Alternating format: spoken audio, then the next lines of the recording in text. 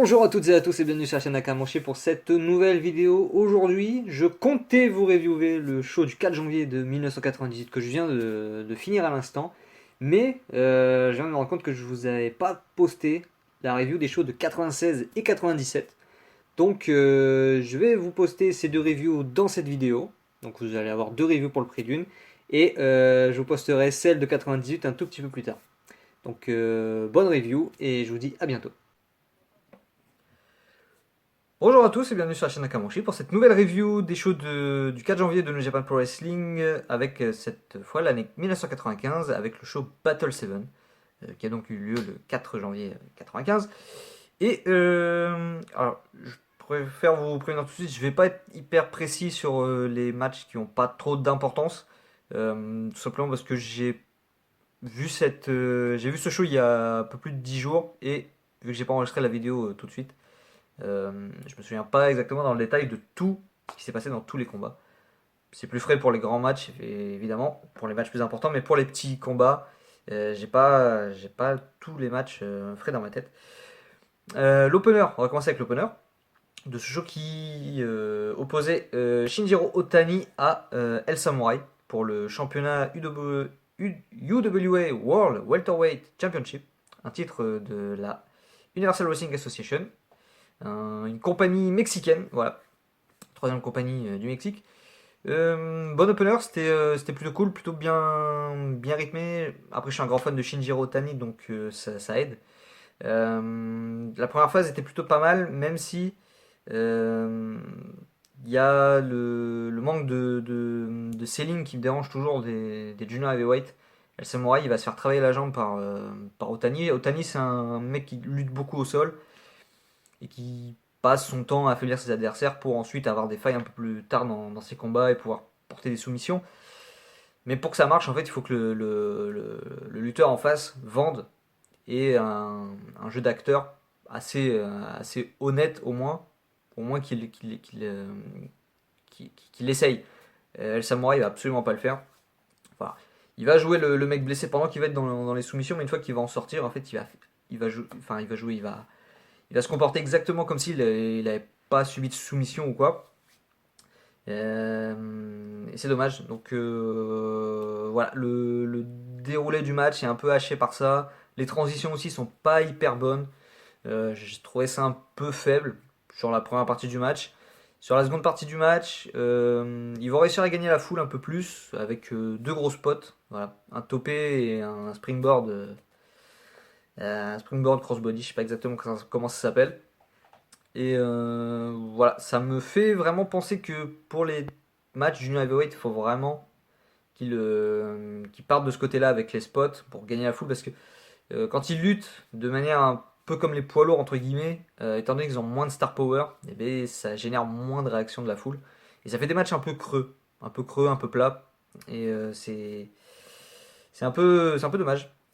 Voilà. Donc la première partie est un peu faible en termes de construction. La deuxième, ça s'emballe un peu plus, mais voilà, c'est surtout les deux gros spots qui donnent de la substance au match parce qu'entre les deux, c'est le samouraï qui va dominer et le samouraï il va faire un peu des moves histoire de remplir, de combler, de gagner du temps. Mais voilà, sinon, bonne opener quand même, je mets 2-3 quarts 3. Voilà, c'est pas un très très bon match. Le match derrière, c'est un peu dans la même veine. Nario Naga contre le Great Sasuke. Je m'attendais à mieux de ces deux-là. Comme dans le premier match, je m'attendais à avoir un meilleur match. Le premier match, j'ai mis 2-3 quarts 3. Là, ça va être pareil, 2-3 quarts 3 aussi. Nario Naga, c'est un junior heavyweight qui est in kayfabe, juste derrière Liger, il est numéro 2. Pardon, excusez-moi. Numéro 2, numéro 3, in kayfabe chez New Japan. En face, il y a le Great Sasuke qui est pas un lutteur New Japan, mais qui a participé à la première New Japan Cup. Non, pas New Japan Cup. Super G Cup, voilà. De 94. Qui réunissait les meilleurs junior heavyweight du monde. Et la, Great Sasuke, pardon.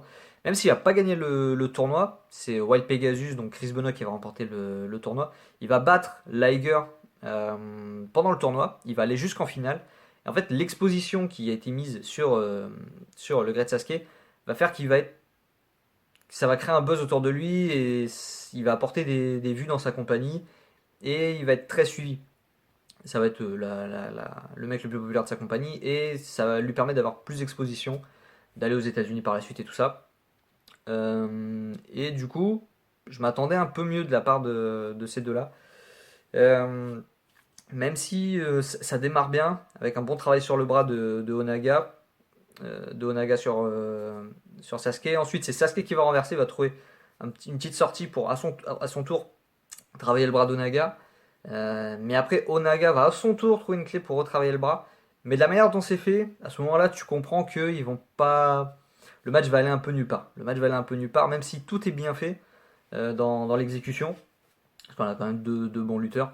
Le match va jamais décoller, il va jamais trouver de substance particulière. Et c'est un peu dommage. Donc voilà, on va vite, hein, 2-3 quarts 3. Ensuite, nous avons un match à 3 contre 3, Lizuka Nogami et Kido contre Saito Kobayashi et le Great Kabuki. Voilà, j'ai mis 2,5, match random. Voilà. Beaucoup d'action, ça dure à peu près 10 minutes, je crois.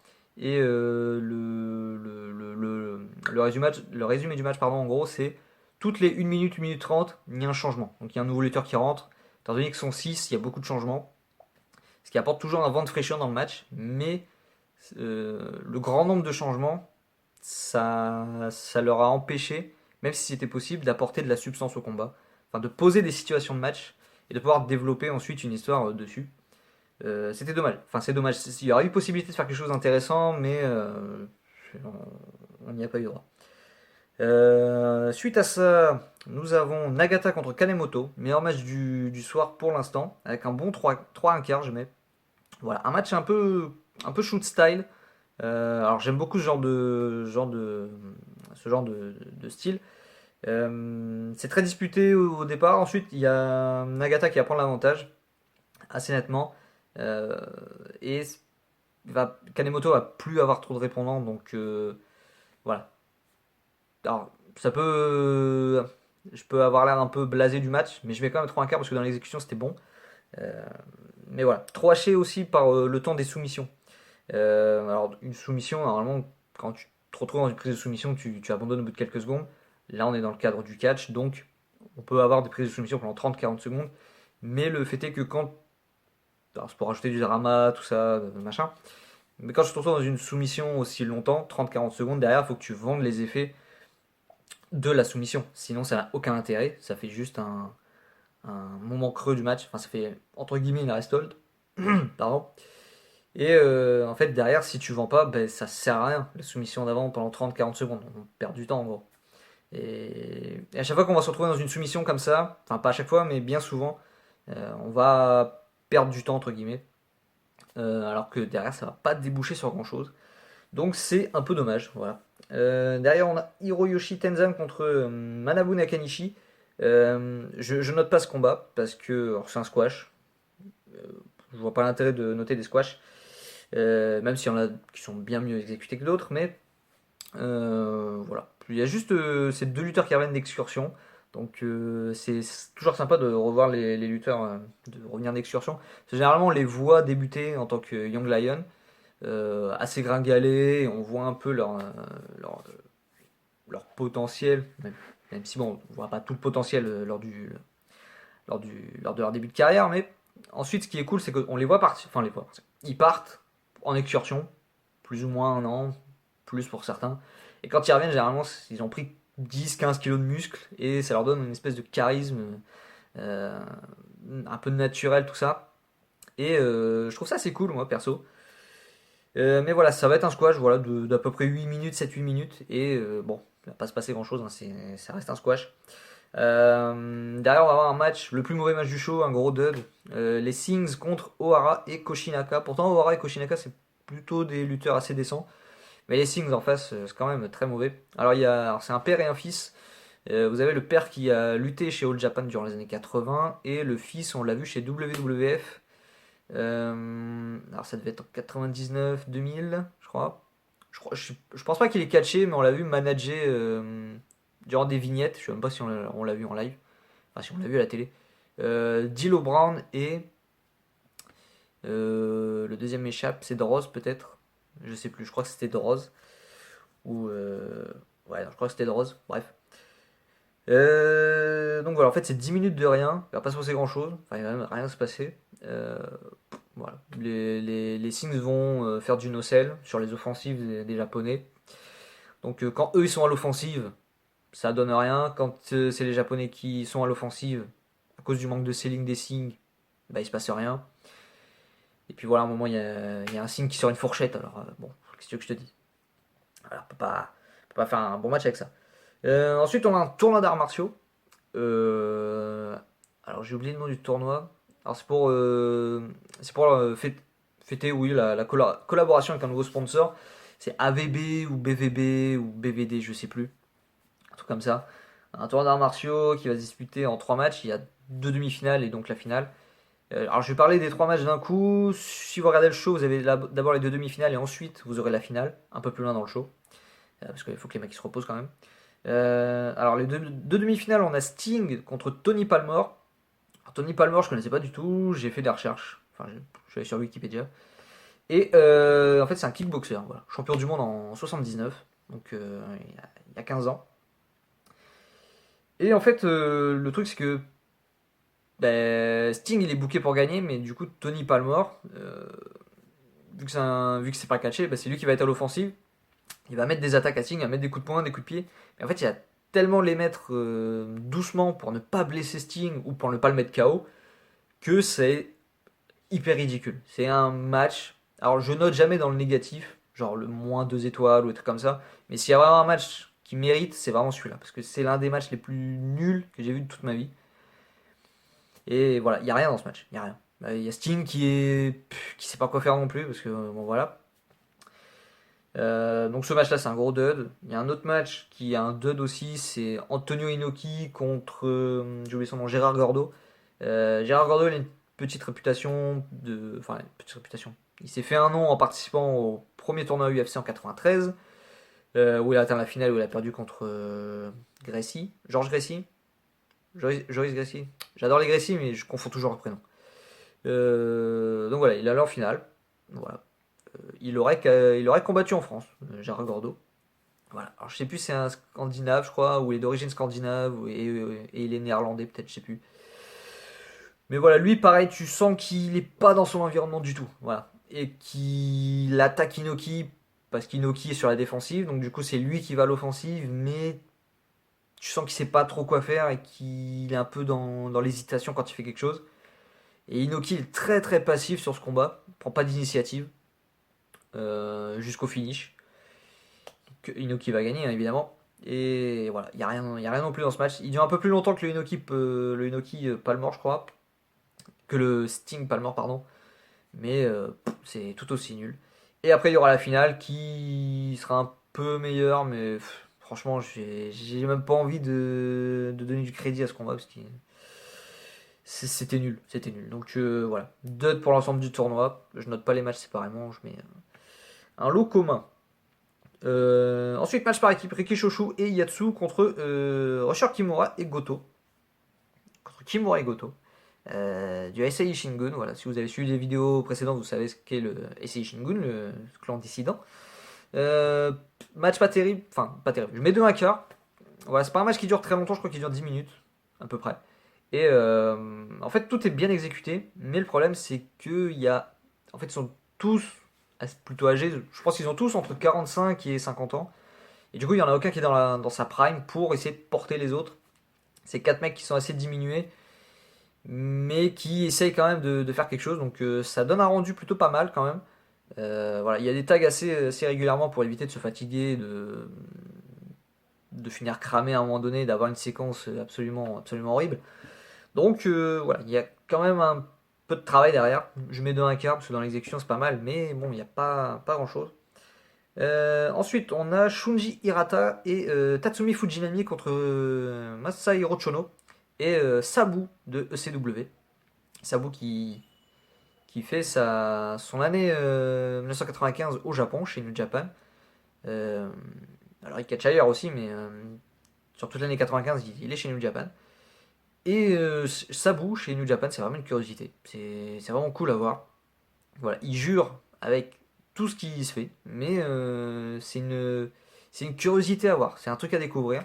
Moi j'aime bien perso, j'aime bien, parce qu'en plus, le public accroche à Sabu, voilà, de par son côté un peu excentrique, son charisme un peu différent, ce qu'il dégage, voilà, et personne ne dégage quelque chose qui ressemble à ce que dégage Sabu. Et t'es un peu captivé par ce qu'il fait. C'est pas un bon lutteur, hein, Sabu dans l'absolu, mais il compense avec des artifices, et avec moi ça marche. J'aime bien Sabu. Et voilà. Sinon, dans le combat, il n'y a pas grand chose à dire. C'est un match assez moyen, mais j'ai été très diverti par ce combat. C'est le match qui m'a le plus diverti depuis le début du show. Avec Sabu qui a besoin quand même d'aller chercher ses chaises, ses tables et tout. Et je vous encourage à regarder ce match. Voilà. Je mets que 3. D'habitude, je conseille les matchs à partir de 3,5. Mais là, je fais une petite exception. Voilà. Sabu et Shono contre Hirata et Funaki. D'ailleurs, j'avais dit dans une ancienne vidéo, pas vieille non plus, mais dans une ancienne vidéo que Shono euh, commençait à incarner son gimmick de Yakuza durant l'année 95. Et là, on est au 4 janvier 95 et Shono a déjà sa gimmick de Yakuza, pardon. Donc, du coup, c'est bien en 94 et non pas en 95 que Shono commence à avoir cette gimmick. Voilà, petite aparté. Derrière, un nouveau dud entre Road Warrior Hawk et Scott Norton. D'ailleurs, petite parenthèse, c'est le quatrième show que je review et on doit être à peu près au septième ou huitième dud en 4 shows. Ça fait quand même beaucoup, beaucoup. Euh, alors, Hawk et Norton, pour revenir au combat, j'adore le match, le combat, enfin le style poids lourd. Deux gros poids lourds qui se mettent sur la gueule, moi je trouve ça génial. Je trouve que quand t'as deux gros poids lourds qui rentrent en collision, t'as deux gros colosses, ça donne un côté un petit peu important en fait. Il se passe quelque chose de spécial. C'est dans mon ressenti, dans ma vision de voir les choses. Mais quand c'est mal fait comme ça, eh ben, ça pénalise quand même beaucoup le truc. Là, je m'étonne, hein, parce que c'était vraiment, vraiment, vraiment nul. Il y a rien dans ce match. Enfin, il y a rien dans ce match. Ça commence fort, ça commence vraiment fort, ça commence bien. Mais rapidement, ça s'arrête et il se passe quasiment rien jusqu'à la fin. Donc, voilà. Après, Hawk, je déteste Hawk. Voilà. Les Road Warriors, je suis pas un grand fan, spécialement. Je préfère largement Animal que Hawk. Mais voilà.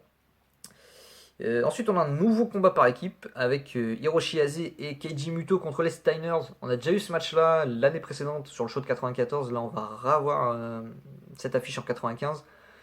Un match qui va durer plus longtemps. Je crois que c'était 21 minutes enfin, l'an dernier, en 94 pour 25 en 95. Et j'ai mis 3 1/4 sur le show d'avant, là je mets 3,5. Le match est plus long, mais le rendu est plus intéressant. Voilà, ça fait un meilleur tout, je trouve. Euh, Toujours avec ce côté, on essaye de garder les Américains au sol pour éviter leur power move, mais à partir du moment où tu fais une erreur ou tu te relâches, ils sont tellement forts dans tout ce qui est lutte au sol, les Américains, qu'ils prennent l'avantage. Et du coup, tu vas en chier. Tu vas en chier pour récupérer l'avantage parce qu'ils sont plus forts que toi, physiquement. Et au sol, ils sont quand même assez forts. Voilà. Comme le match de l'année d'avant. Très bonne chimie entre les deux équipes, entre tous les lutteurs. Donc ça donne un bon rendu, c'est intéressant. Et voilà, les tags, tout ce qui est tag, et enfin tout ce qui est tag et tout ce qui est transition, je trouve que ça arrive à chaque fois au bon moment. Et du coup, ça permet de garder un match intéressant sur toute la longueur. Voilà. Il n'y a pas de moment de creux où tu t'ennuies pendant 3-4 minutes. Enfin, en tout cas, moi personnellement. Et ensuite, on a le main event, qui est pour moi le meilleur match des shows du 4 janvier jusqu'à maintenant. À savoir Shinya Hashimoto qui défend le championnat poids lourd et WGP contre Kensuke Sasaki. Dans un gros 3-3 quarts. J'adore ce match. Deux gros poids lourds qui rentrent en collision, c'est ce que je disais avant. Même s'ils sont. Enfin, ce que je disais avant avec Norton et Hawk. Même si Hashimoto et Sasaki ont des physiques différents, ils sont moins huge.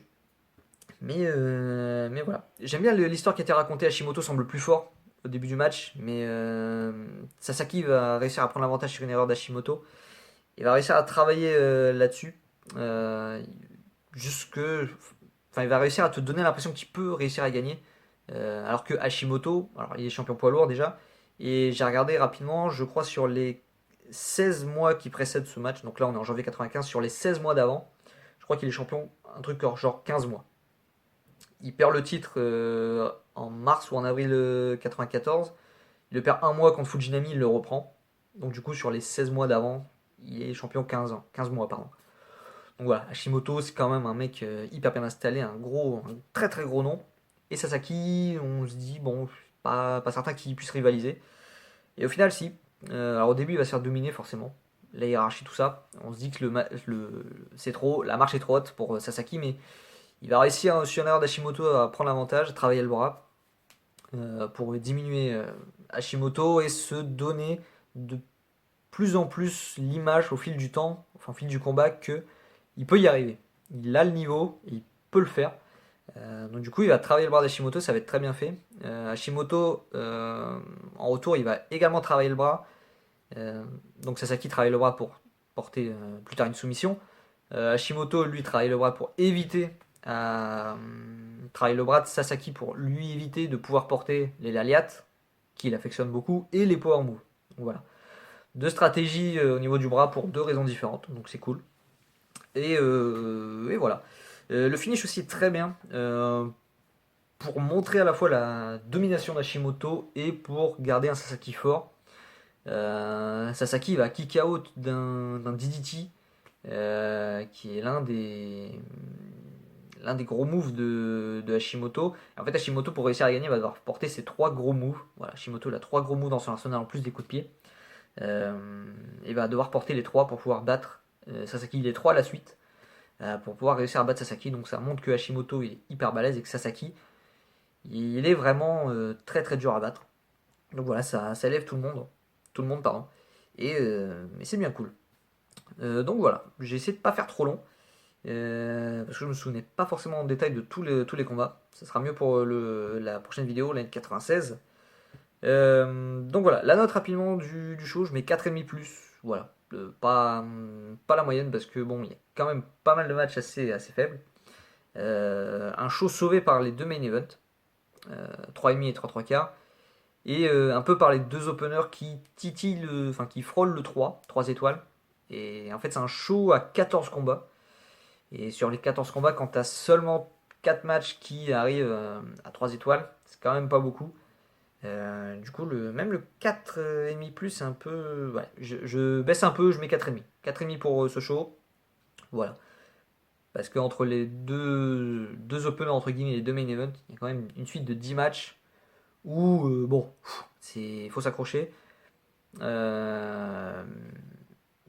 Donc voilà. Bon show, non, en fait, non. Je m'emporte. Donc voilà, là-dessus va se finir la vidéo. Ah oui, pour la prochaine vidéo, la review du show de 96, ce sera le premier Wrestling World, voilà. Donc là, c'est Wrestling World. On va avoir une suite de shows qui vont s'appeler Wrestling World jusqu'à ce que ça s'appelle Wrestle Kingdom, sauf quand Chouchou prendra sa retraite. Ce sera un autre nom. Le show aura un autre nom. Et là, pour la prochaine vidéo, vu que ce sera la 5e review, je mettrai à partir de ce moment-là dans la description de la vidéo le classement. Je mets déjà le classement des 3 meilleurs shows. Là, dans la boîte, dans la description de la vidéo, je mettrai le classement au fil des vidéos de tous les shows. Voilà, pour faire une hiérarchie. Et je mettrai le top 5 des matchs qui auront lieu au show du Tokyo Dome du 4 janvier. Pour voir un peu les meilleurs combats à partir de 3,5. Et plus il y aura de combats, plus je ferai un top un peu plus grand. Je ferai un top 10. J'irai peut-être jusqu'à top 20. Voilà. Si, de 2020 de 92 à 2020, il y a à peu près pas loin de 30 ans. Donc voilà, un bon gros top 20. Ça peut être cool. Donc voilà, c'est là-dessus que se termine la vidéo. Elle est déjà un peu trop longue à mon goût. Donc voilà, je vous remercie d'avoir suivi la vidéo, de vous abonner. Voilà, je vous invite à vous abonner, à liker la vidéo, à la partager, pardon, et à laisser un pouce bleu, à commenter. Voilà, si vous comptez regarder les combats, si vous en avez vu, si vous êtes d'accord avec moi, s'il y a des matchs que vous avez envie de voir, et tout ça, et tout ça. Voilà. En attendant, je vous dis à la prochaine pour une prochaine vidéo. Ouais. Ciao tout le monde. Bonjour à toutes et à tous et bienvenue sur la chaîne Nakamonchi pour ce nouvel épisode des reviews des shows de New Japan Pro Wrestling le 4 janvier. Les shows du 4 janvier de New Japan Pro Wrestling. Avec cette fois-ci le show de 1996, le premier s'appelait Wrestling World, voilà, qui va opposer des lutteurs NJPW contre des lutteurs UWFI, donc pas durant tout le show mais pendant quelques combats. Donc UWFI, c'était une compagnie de shoot style qui avait des grandes difficultés financières en 95.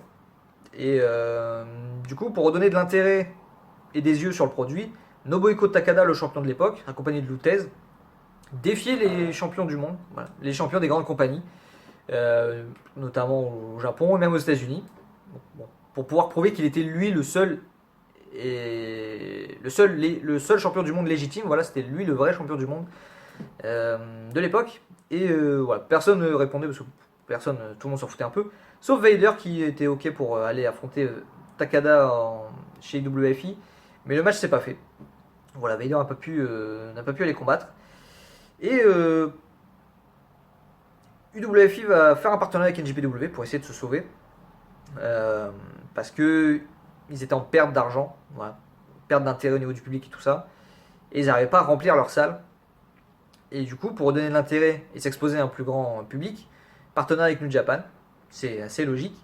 Bon, par contre, le problème, c'est ils vont passer pour des brels. J'en reviendrai un peu plus tard. Mais voilà. Donc le show de 96 s'ouvre avec un match 3 contre 3, NJPW contre WFI, la première fois de la soirée. Nagata, Otani et Ishizawa contre Kanehara, Sakuraba et Yamamoto. Je vais passer vite, 2 étoiles. J'adore le shoot style, mais voilà, malgré le fait qu'il y ait des séquences qui étaient intéressantes, fluides, accrochées, tout ça, il n'y a pas eu assez de construction pour moi. Match 3 contre 3, 6 lutteurs. Et le fait est qu'à chaque fois qu'il y avait un changement dans le match, on avait un peu l'impression d'un reset complet du combat. Donc il n'y avait jamais trop le temps. Enfin, ils n'ont jamais, eux, pris le temps d'installer un climat, enfin, d'installer des bases plutôt pour pouvoir travailler dessus et installer des situations de match. Donc à chaque fois, ça va un peu redémarrer à zéro. C'est un peu dommage. Voilà, jusqu'au finish qui à un moment va tomber. Voilà. De manière un peu abrupte. Ça fait partie des codes du shoot style, hein, parfois d'avoir des finishes qui sortent de nulle part. Mais je trouve que ce combat n'avait pas besoin d'un finish comme ça. Voilà. Donc c'est un peu dommage. 2 étoiles, voilà, pas grand chose à dire. Hormis que j'étais très satisfait de voir un si bon échange entre Otani et Sakuraba. Voilà. 2 lutteurs que j'adore énormément. Et les voir avoir une telle bonne chimie, mais ça m'a fait plaisir. Voilà. Ensuite, un match entre Satoshi Kojima et Hiroshi Tenzan, 2-1 quart, voilà, pas grand chose à dire non plus. Match de retour de Kojima qui était en excursion qui a passé l'année 95 en excursion chez CWA, donc la Continental Wrestling Association. Et non, Continental c'est aux États-Unis, c'est la Catch Wrestling Association en Allemagne. Donc voilà, match de retour de Kojima qui va attaquer Tenzan avant la cloche et qui va mettre beaucoup d'intensité dès le début du combat, mais ça va s'arrêter là. Voilà. Tenzan il va sortir à l'extérieur pour casser le rythme. Et le rythme il va être définitivement cassé. Ça va jamais vraiment repartir. Le match va être assez lent, bien construit cependant. Mais ça va pas être hyper emballant. Voilà. Il se passe pas grand chose. Jusqu'au finish qui est pas trop mal. Mais voilà, un peu déçu. Et Kojima qui perd son match de retour. Et qui frustré va attaquer Tenzan après le match. Ensuite on a Koji Kanemoto contre Jushin Liger. 3-1 quart, je mets. 3-3-1 quart. C'est un match qu'on a déjà eu 2 ans auparavant, mais Koji Kanemoto était sous la gimmick de Tiger Mask, voilà, Tiger Mask 3, dans un match masque contre masque, que Kanemoto a donc perdu. Alors c'est un match qui peut être fun à suivre, voilà, 3-3-1 quart, c'est cool, il y a pas mal d'action, mais voilà, on met plus l'emphase sur l'action plutôt que sur la construction, et c'est ce que je reproche au Junior Heavyweight d'aujourd'hui, notamment aussi.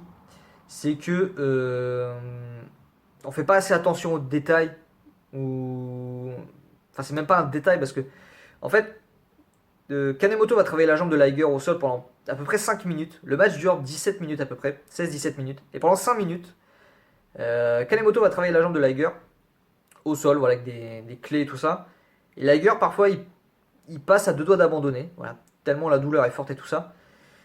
Mais quand Liger va réussir à se sortir de cette domination de son adversaire et à se relever, et ben, il n'y a plus de douleur à la jambe du tout sur les 10 minutes qui suivent. Parce que le match, une fois qu'on sort de la phase de soumission, il y a 10 minutes de match et sur les 10 minutes, Liger ne vend à aucun moment la jambe. Alors qu'il était à 2 doigts d'abandonner. Et ça va pas du tout le gêner sur le reste du match. Il va faire des spots et tout ça, il va prendre des courses et va prendre de l'élan. Et je trouve ça totalement con. Parce qu'en fait, le match, il a le cul entre 2 chaises. Pour moi, le fait de travailler la jambe et que ça n'a aucun impact plus tard, ça pénalise le match. C'est pour ça que je mets 3, 3, 1 quart. Si tu enlèves ces 5 minutes et tu te fais un spot fest totalement assumé de 10-12 minutes, eh bien, je peux monter à plus, tu vois, je peux mettre 3,5 en fonction si c'est un très bon spot fest et tout ça, je peux même monter un peu plus haut. Ou alors, tu gardes ces 5 minutes où tu travailles la jambe, mais par contre, la suite de ton combat, tu dois intégrer ça dans ton déroulé de match. Sinon, ça n'a aucun intérêt de mettre ces 5 minutes. Ces 5 minutes de meublage, ça sert à rien. Ça sert à rien dans le rendu final. Donc voilà. C'est pour ça que je dis qu'il y a ça aussi dans les juniors heavyweight d'aujourd'hui. Enfin, il le pratique aussi beaucoup. Voilà, contrairement à ce que beaucoup le laissent entendre, où c'est souvent excellent. Il y a plein de matchs où les gens disent que c'est excellent. Moi, je trouve un peu surfait. Voilà, c'est que personnel. Aussi le finish avec Kanemoto, je crois qu'il se dégage. Alors la séquence de fin est faible. Kanemoto, je crois qu'il se dégage de une superplex et de 3 lager bombs à la suite. 3 ou 4. C'est super abusé. Voilà. C'est Kanemoto quoi, c'est pas, je sais pas, c'est pas Hogan. Pas besoin de protéger Kanemoto autant. Match suivant, Shiro Kochinaka contre Masahiro Chono, 1 étoile. Ouais, c'était nul. L'étoile, et elle est peut-être généreuse, c'est juste pour les réactions de la foule. Voilà. Les deux lutteurs, ils ont réussi à générer des réactions de foule et c'est les seuls moments intéressants du match. La foule. Donc je passe rapidement, il n'y a rien à dire. C'est sûrement un peu généreux de l'étoile que je mets. Match un peu spécial entre Hiromichi Fuyiki de la WAR ou WAR contre Yoji Anjo de l'UWFI. Gros dud. Gros problème de booking. Le match dure 10 minutes à peu près. Et dès le début du combat, Fuyiki, accompagné de Jado et Gedo, vont s'en prendre à 3 contre 1 dans le ring contre Anjo. Donc ça crée une situation de match. Mais après, Jado et Gedo vont passer leur temps à intervenir dans le match. Sans se cacher de l'arbitre, ils vont attaquer Anjo. Comme ça. Et l'arbitre, à aucun moment, il va les disqualifier. À aucun moment, il va les renvoyer dans le vestiaire. Et à aucun moment, pire, Anjo vient également avec des lutteurs du WFI qui entourent le ring. Et à aucun moment, les mecs vont bouger. À aucun moment, ils vont essayer d'empêcher Jado et Gedo d'intervenir. À aucun moment, ils vont aller même leur casser la gueule.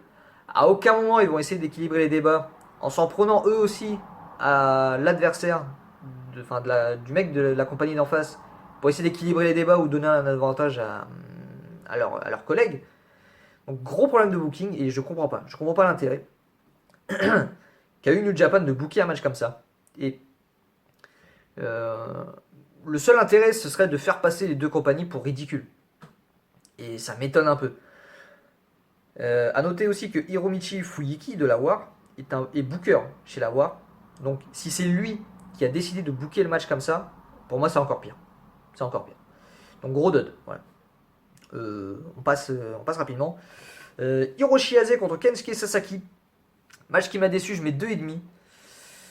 Pour ce qui était vendu à l'époque comme le match de retraite de Hiroshi Ase. Voilà, je m'attendais à mieux. Au final, il n'y a rien de mauvais, hein, mais il n'y a rien d'emballant en fait. Et en fait, quand tu regardes le match, moi j'ai eu l'impression de voir un match hyper académique, j'ai eu l'impression d'avoir deux profs qui montraient à leurs élèves comment on construisait un combat. Mais en épurant le match au maximum. Aucun des deux n'a ajouté de la substance au combat. C'est un match hyper creux et j'ai été hyper déçu. J'adore les deux lutteurs, mais voilà, ils ont fait mieux en plus. Ils ont déjà fait mieux, on les a déjà vus faire mieux. Et là, je m'attendais à un feu d'artifice ou quelque chose, et rien. Très déçu. Hiroshi Ase, peut-être qu'avec une meilleure shape, ça aurait été mieux, je sais pas. Voilà. Petite analyse. Voilà, rapidement, Ase, le match c'était un peu mieux quand Ase était en contrôle du combat. Quand c'est Sasaki qui était en domination, c'était un peu moins bien. Voilà. Match suivant. Très gros match. Le meilleur match des shows du 4 janvier pour l'instant. Antonio Inoki contre Vader. Gros 4-1 quart. Je vous recommande ce match. Un quart d'heure, il dure. Et c'est formidable. Vader va passer son temps à défoncer Inoki.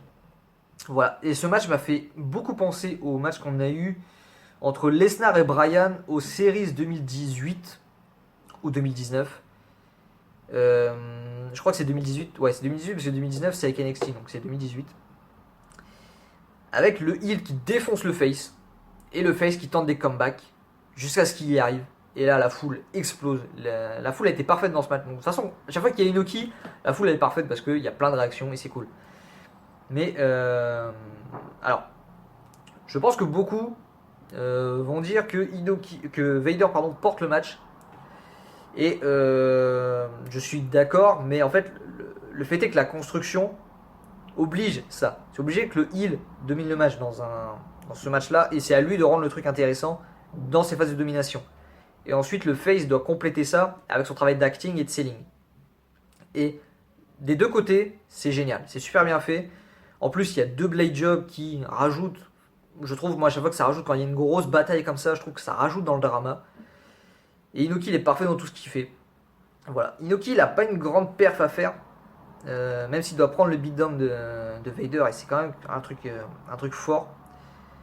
Faut être prêt à prendre. Notamment, il y a une German de l'espace de Vader sur Inoki. Inoki, il faut se remettre dans le contexte. En 96, il doit avoir 54-55 ans. Et il prend l'une des plus grosses German que j'ai vues de ma vie. Et derrière, le selling, il est parfait parce qu'en plus, il est sobre en plus parce que Inoki, il fait rien. Il est juste couché, il a les yeux fermés. T'as la réalisation qui fait un gros plan sur la tête d'Inoki. Inoki qui bouge pas. Et t'as la réaction de la foule autour qui est choquée. C'est génial, c'est génial. Tout est bon dans ce match. Je vous le recommande. Voilà. Gros 4-1 quart. C'était vraiment super. Ensuite, on va passer au combat le deuxième match entre NJPW et UWFI avec Riki Choshu contre Masahito Kakihara. Je m'attendais à quelque chose d'un peu intéressant parce que Kakihara, c'est l'un des seuls lutteurs du WFI à avoir eu des victoires sur des lutteurs NJPW durant l'année 95. Il en a pas beaucoup, il est à 2 victoires, 0 défaites. Il a battu Sasaki dans un show, dans un mauvais match. On a l'impression que Sasaki voulait pas trop le mettre over et collabore pas trop. Et dans un autre match, un match tag avec Muto contre Muto et je crois Tenzan le deuxième. Je suis pas sûr, mais je crois que c'était ça. Je crois que c'était ça ses adversaires. Donc il a 2 victoires, 0 défaites et face à lui, donc il arrive avec un peu de momentum, mais face à lui, il y a Riki Choshu qui, bon lui même s'il a pas besoin de momentum, avec toute sa carrière, son aura et tout ce qu'il dégage, ce qu'il représente, le face à face, il est intéressant. De base, il est intéressant. Et ça démarre super bien parce que Kakihara, il va mettre un grand nombre de kicks à Choshu et il va faire reculer Choshu jusque dans le coin. Et Choshu, il vend un peu les dégâts, mais après il se relève il relève la tête en mode ok. C'est comme ça que tu veux la jouer, on va la jouer comme ça. Et ça pose une situation de match et on se dit derrière ça va péter. Et ça va péter, mais ça va péter pour Kakihara. Il va en prendre plein la gueule. C'est dommage. En fait, à partir de ce moment-là, le match va durer 5 minutes. Et ça va être un gros squash. Choshu, il va être en contrôle pendant, je sais pas, 4 minutes 40 sur les 5 minutes. Le booking fait aucun sens. Je mets 1 étoile et demie pour le début du match et pour les réactions de la foule qui sont cool. Mais le booking fait aucun sens. Le booking fait aucun sens. Et je vais, plus que le match, je vais parler du booking. Parce que UWFI sont en grande difficulté et ils comptent sur le partenariat NJPW pour se relancer. Tu t'exposes à une plus grande audience, une audience qui ne te connaît pas. Et en fait, si tu passes pour faible, pourquoi est-ce que ces gens qui ne te connaissent pas ou qui ne te suivent pas voudraient venir te voir? Il n'y a aucun intérêt. Alors, je vais spoiler le main event. Takada, donc la grosse star UWFI, bat Muto dans le main event pour prendre le titre poids lourd. Et en fait, c'est le seul mec intéressant, parce que tous les autres sont bookés comme des brels. C'est un peu comme aujourd'hui, je sais pas, WWE fait un partenariat avec Ring of Honor. Là, sur cette année, en 2020, tous les lutteurs Ring of Honor, ils passent tous pour des brels en 2020, ou quasiment. Et l'année prochaine, à WrestleMania 37, WWE contre Ring of Honor, WrestleMania, on va dire il y a 5 combats. WWE gagne les 4 premiers avec 4 squash. Voilà. Les mecs ils passent pour hyper faibles, hyper nuls. Et dans le main event, la top star Ring of Honor, je sais pas, on va dire rouge, bat McIntyre pour devenir champion WWE. Moi je ne suis pas Ring of Honor aujourd'hui. Comme les fans japonais ne suivaient pas UWFI à l'époque. Et les fans japonais n'ont pas eu plus envie de suivre UWFI. Moi pareil, j'aurais pas plus envie de regarder Ring of Honor. Ouais, Rouge. Voilà, j'ai envie de voir Rouge. Mais voilà. En fait, t'as une star parmi des nuls. Et voilà, pourquoi tu irais regarder ça? Ça n'a pas l'intérêt. J'ai pas envie d'aller voir Rouge se balader avec des nuls autour de lui. Comme pas l'intérêt d'aller voir Takada se balader avec des nuls autour de lui. Donc c'est ça le problème. Et le pire pour ce combat-là, c'est que. Enfin, le pire. Chouchou, il est booker chez NJPW. Donc il incarne dans ce combat ses idées de booking. Donc pourquoi personne ne l'oblige à construire son match comme ça? Donc pourquoi il fait ça? À la base, le partenariat, c'est quand même pour aider WFI. Pourquoi tu les fais passer pour si faibles? Ça n'a aucun sens. Voilà. Et en plus, la suite a prouvé que ça n'a pas du tout aidé UWFI parce que UWFI, un an plus tard, ils seront fermés. Alors, c'est pas que de la faute de New Japan. Ce UWFI va continuer à louer des très grandes salles qui ne remplissent pas du tout. Donc forcément, ils vont perdre de l'argent tout au long de l'année. Et même, ils vont tenter un partenariat avec la War plus tard, mais ce sera exactement la même chose. Ça ne les aidera pas du tout. Et bah, ils vont fermer. Donc voilà. Le partenariat n'a servi à rien. Ensuite, pré-main event. Shinya Hashimoto contre Kazuyo Yamazaki. 2 étoiles. Match court, hein, ça doit durer 10-11 minutes. Et ça commence pas trop mal avec Yamazaki qui. Alors, il est moins bon qu'Hashimoto. Il est moins bon, il est moins fort qu'Hashimoto. Mais il va se mettre à travailler le bras pour éviter Hashimoto de pouvoir porter des power moves, même s'il ne sert pas beaucoup de ses bras. Même s'il a un brainbuster et tout ça. Et s'offrir une porte de sortie en cas de domination plus tard d'Hashimoto pour pouvoir reprendre l'avantage ou pour se donner un peu de temps pour récupérer tout ça. Donc le début est intéressant. Sur les 7-8 premières minutes, c'est cool. Et Hashimoto, c'est quand même l'un des meilleurs acteurs pour vendre la douleur. Je l'ai déjà dit, notamment contre Masahiro Shono lors d'un STF. J'étais convaincu qu'il allait abandonner, pourtant je savais qu'il repartait avec le titre. Donc voilà. Et là, pareil, il vend le bras, mais superbement bien. En termes d'acting. Le problème, c'est que quand Hashimoto va sortir de la domination de son adversaire, il va gagner le combat en 1 minute. Et ben, c'est dommage parce qu'en plus, Yamazaki passe un peu pour un con parce qu'il perd sur 1 minute d'offense. Voilà. Parce qu'il n'a pas pris trop de dégâts jusque-là. Et même si c'est Hashimoto quand même en face, il passe pour hyper faible. Et ça ne rajoute rien au combat. Voilà. Je mets 2 étoiles au combat. C'est typiquement ce genre de combat qui aurait mérité d'avoir 5 minutes de plus. À partir du moment où Hashimoto sort de la domination, son adversaire, avoir 5 minutes pour construire quelque chose. Hashimoto qui domine, Yamazaki qui se sert du travail au bras pour ralentir Hashimoto, voire reprendre l'avantage. Hashimoto qui met en avant son fighting spirit, voilà, il s'accroche et tout ça. Ça aurait pu donner des situations de match intéressantes, mais malheureusement, je ne sais pas s'ils n'ont pas eu assez de temps ou s'ils avaient décidé de faire un match comme ça. Très, très déçu. Et ensuite, le main event entre Keiji Muto qui défend le championnat IWGP poids lourd contre Toshiki Kawada. Non, pas Kawada. Kawada sera plus tard, quelques années plus tard, contre Nobuhiko Takada. Dans un très bon match, voilà, que je note à 4 étoiles et qui se classe donc deuxième des meilleurs combats des shows du 4 janvier pour l'instant. On a un très bon top 3 hein, avec Inoki Vader 4 1 quart. Ce match-là, Muto Takada 4 étoiles. Et j'avais mis Shinya Hashimoto contre Masahiro Chono pour le championnat IWGP à 3 3 quarts. Donc bon match. Ça commence avec de la lutte au sol, voilà. Et Muto va réussir à prendre l'avantage assez étonnamment. Et de par son gabarit plus imposant, voilà, il est un peu plus massif, il va réussir à contrôler un petit peu Takada au sol. Mais la lutte au sol, ça demande beaucoup de stamina, beaucoup d'efforts, beaucoup d'endurance. Et à ce petit jeu-là, Muto va pas mal se fatiguer. Takada, eh ben, il va renverser la situation. Et Takada va quand même passer 2 doigts de verrouiller le Kimura Lock. Qui est une prise que Brock Lesnar utilisait beaucoup quand il est revenu chez WWE en 2012. Une espèce de clé de bras, voilà. Passe le bras dans le dos et on tord le bras. Mais Muto, voilà, il va réussir à se sortir 2 fois. Et il va réussir à prendre l'avantage en se relevant, voilà. Takada va faire une petite erreur et Muto va se relever, en profiter pour s'extirper de sa domination et de se relever. Takada va se relever, mais Takada il va prendre très cher en très peu de temps. Muto, je crois qu'il porte une souplesse, j'ai oublié c'est quelle souplesse. Est-ce que c'est une back suplex ou une belly to belly, je sais plus exactement c'est quoi.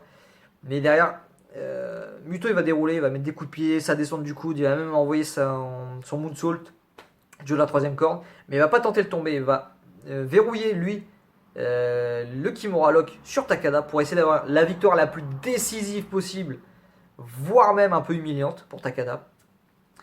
Mais Takada va rejoindre les cordes et ensuite Takada, vexé, il va mettre une raclée à Muto avec des coups de pied debout. Il a dominé au sol tout à l'heure, là il va mettre une grosse branlée debout avec des kicks très puissants. Tu vois que Muto il essaie d'attraper la jambe, mais Takada il envoie ça trop, d'une manière trop puissante. Et lui il est un petit peu trop fatigué par son gros sprint d'il y a quelques secondes pour réussir à choper une jambe. Et il va s'écrouler voilà, sous les coups. Et il va se faire compter par l'arbitre. Un peu comme à la boxe. Et un peu comme à la boxe, il va en profiter pour reprendre un peu ses esprits, un petit peu son souffle. Il va se relever et Takada il va revenir pour une nouvelle sidekick. Mais Muto il va réussir à attraper la jambe, voilà. Cette fois. Il va l'envoyer au sol, il va travailler avec il va essayer de le faire abandonner avec une prise en 4. Et il va débuter à ce moment-là une petite séquence au sol entre les deux. Où les deux vont se travailler la jambe. Ça donne des situations un peu assez intéressantes à suivre. Mais malheureusement, ça va mener nulle part. Et en plus, il va pas y avoir du selling. Enfin, il va pas y avoir de selling une fois qu'on va sortir de cette phase au sol. C'est un peu dommage. Il n'y a pas de suivi. Donc c'est pour ça que je vais pas non plus trop haut dans la note. 4 c'est déjà une très bonne note, mais je vais pas plus haut parce qu'il bon, n'y a pas de selling derrière, c'est un peu dommage. Mais voilà. Ensuite, Takada va réussir à prendre la victoire en verrouillant un armbar sur Muto. Mais voilà, ça a été une très grosse bataille entre les deux, beaucoup d'intensité. C'était super. Et preuve que c'était un grand match. Muto, même dans la défaite, il en ressort très fort. Et ça, c'est un signe des grands matchs quand le perdant ressort over ou fort. Voilà. Et c'est là-dessus que le show se termine. Voilà, avec Takada qui célèbre avec le championnat WGP. Alors, il va se faire interrompre. Enfin, au micro, il y a un lutteur qui va lui envoyer des mots. Je sais plus qui c'est. Mais c'est pas un lutteur très important. Takada va prendre le micro pour répondre. Mais en fait, il va pas lui répondre à lui. Il va défier Hashimoto qui est au bord du ring. Pour un combat, j'imagine. Sasaki qui est au bord du ring va envoyer des mots à Takada. Donc, vu que je comprends pas le japonais, je sais pas exactement ce qu'ils se disent. Hashimoto va ensuite monter sur le ring, voilà, et venir va monter sur le ring, prendre le micro pour parler à Takada, et ensuite il va y avoir un face-off entre les deux, tête contre tête, qui laisse présager une grosse bataille entre les deux, qui aura lieu en mars ou en avril, je sais plus. Mais je vous recommande aussi ce match. Voilà, Takada contre Hashimoto pour le championnat WGP. C'est pas un show du 4 janvier, donc ça n'a pas grand chose à faire ici, mais bon, je vous le conseille quand même. Voilà, le show se termine ensuite avec Inoki. Inoki d'ailleurs qui s'est fait bander la tête pour se recouvrir l'œil suite à son gros blade job. Et ça rajoute quelque chose. Ça rajoute quelque chose. On sent qu'il s'est passé une grosse guerre. Et c'est toujours cool. D'ailleurs, Inoki fait une promo d'après-match. Backstage. Totalement groggy. C'est super. Super. Je vous conseille d'aller la voir aussi. Si vous regardez le show, regardez surtout Inoki Vader. Et le main event. Voilà. Voilà. Donc je mets ce show la note de 5,5. Voilà. C'était un match assez cool à voir avec deux très très gros matchs. Donc voilà, vous avez le classement ici des meilleurs shows. Et comme j'avais dit lors de la précédente vidéo,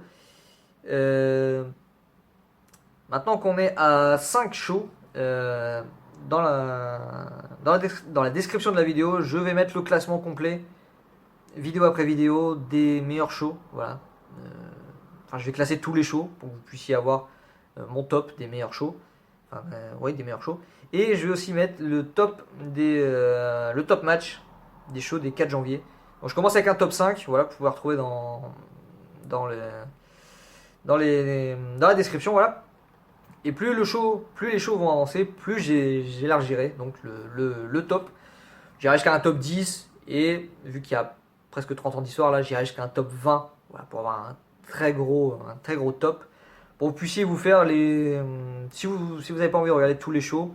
Alors si vous regardez toutes les vidéos, vous verrez les matchs que je vous recommande à chaque vidéo, les meilleurs matchs à partir de 3,5. Et si vous prenez cette série plus tard, voilà, vous pourrez retrouver dans les commentaires un gros top 20 pour vous faire un peu les meilleurs matchs des shows du 4 janvier. Donc voilà. C'est là-dessus que la vidéo se termine. Voilà. Merci encore d'avoir suivi cette vidéo, de continuer à me suivre, ça fait extrêmement plaisir.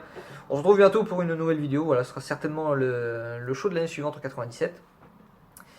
Donc voilà, n'hésitez pas à commenter la vidéo comme d'habitude. Voilà, me dire si vous avez vu ce show, qu'est-ce que vous en avez pensé. Est-ce que vous aimez ce format, voilà. Quel match vous avez vu, quel match vous allez voir, si vous n'êtes pas d'accord sur mes analyses et ou sur mes notes. Voilà, likez la vidéo, partagez-la, voilà, ça fait toujours plaisir. Et puis je vous dis à la prochaine. Salut tout le monde.